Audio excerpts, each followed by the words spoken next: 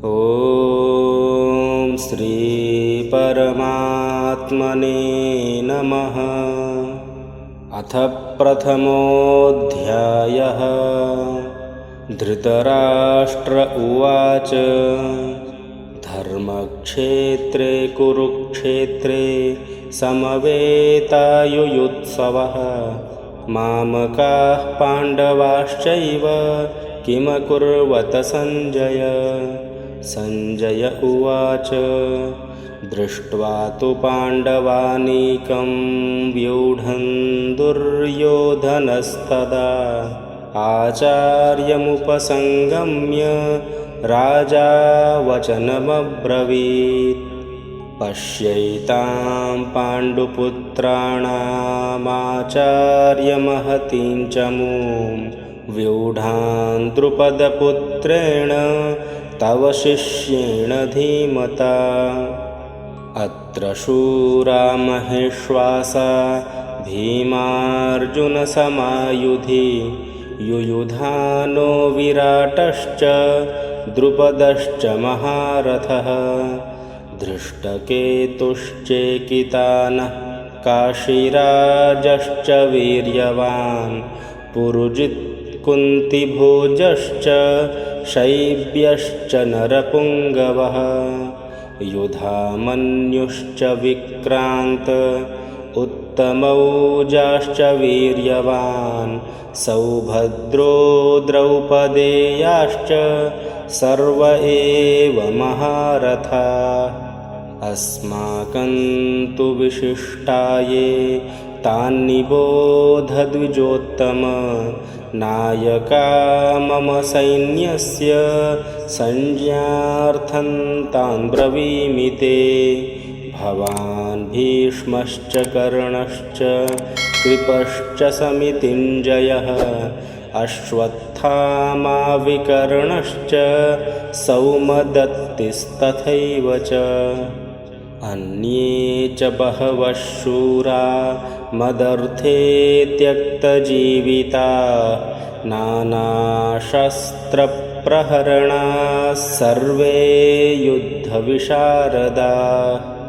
अपर्याप्तं तदस्माकं बलं भीष्माभिरक्षितं पर्याप्तं त्विदमेतेषां बलं भीमाभिरक्षितम्।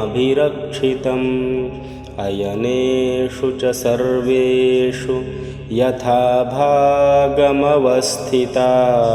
भीष्ममेवाभिरक्षन्तु भवन्तः सर्व एव हि।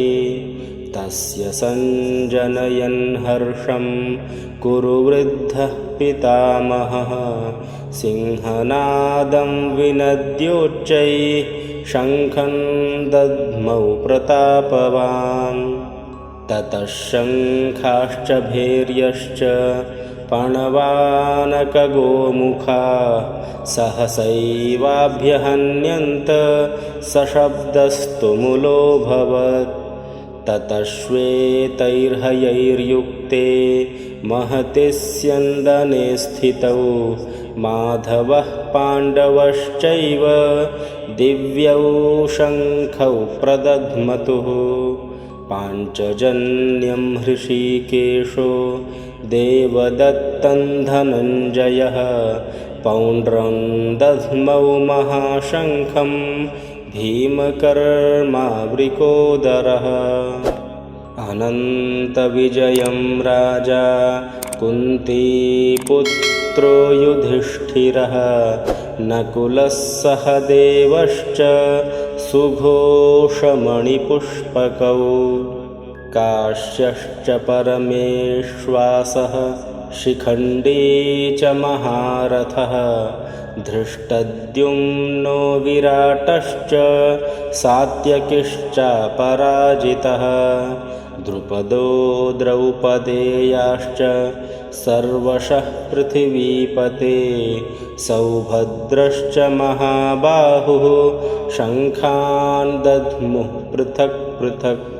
सघोषो धार्तराष्ट्राणां हृदयानि व्यदारयत् नभश्च पृथिवीं चैव तुमुलो व्यनुनादयन् अथ व्यवस्थितान् दृष्ट्वा धार्तराष्ट्रान् कपिध्वजः प्रवृत्ते शस्त्रसम्पाते धनुरुद्यम्य पाण्डवः ऋषिकेशं तदा वाक्यमिदमाह महीपते अर्जुन उवाच सेनयोरुभयोर्मध्ये रथं स्थापयमेच्युत यावदेतान्निरीक्षेऽहं योद्धुकामानवस्थितान् कैर्मया सह योद्धव्यमस्मिन् रणसमुद्यमे योत्स्यमानानवेक्षेऽहं य एतेऽत्र समागता धार्तराष्ट्रस्य दुर्बुद्धेर्युद्धे प्रियचिकीर्षवः सञ्जय उवाच एवमुक्तो हृषीकेशो गुडाकेशेन भारत सेनयोरुभयोर्मध्ये स्थापयित्वा रथोत्तमम् भीष्मद्रोणप्रमुखतः सर्वेषां च महीक्षिताम् उवाच पार्थ पश्यैतान् समवेतान् कुरूनिति तत्रापश्यत्स्थितान् पार्थ पितॄनथ पितामहान् आचार्यान् मातुलान् भ्रातॄन् पुत्रान् पौत्रान् सखींस्तथा श्वशुरान् सुहृदश्चैव सेनयोरुभयोरपि तान् समीक्ष्य स कौन्तेयः सर्वान् बन्धूनवस्थितान् कृपया परयाविष्टो विषीदन्निदमब्रवीत् अर्जुन उवाच दृष्ट्वेमं स्वजनं कृष्ण युयुत्सुं समुपस्थितं सीदन्ति मम गात्राणि मुखं च परिशुष्यते वेपथुश्च शरीरे मे रोमहर्षश्च जायते गाण्डीवं स्रंसते हस्तात्त्वक्चैव परिदह्यते न च शक्नोम्यवस्थातुं भ्रमतीव च मे मनः निमित्तानि च पश्यामि विपरीतानि केशव न च श्रेयोनुपश्यामि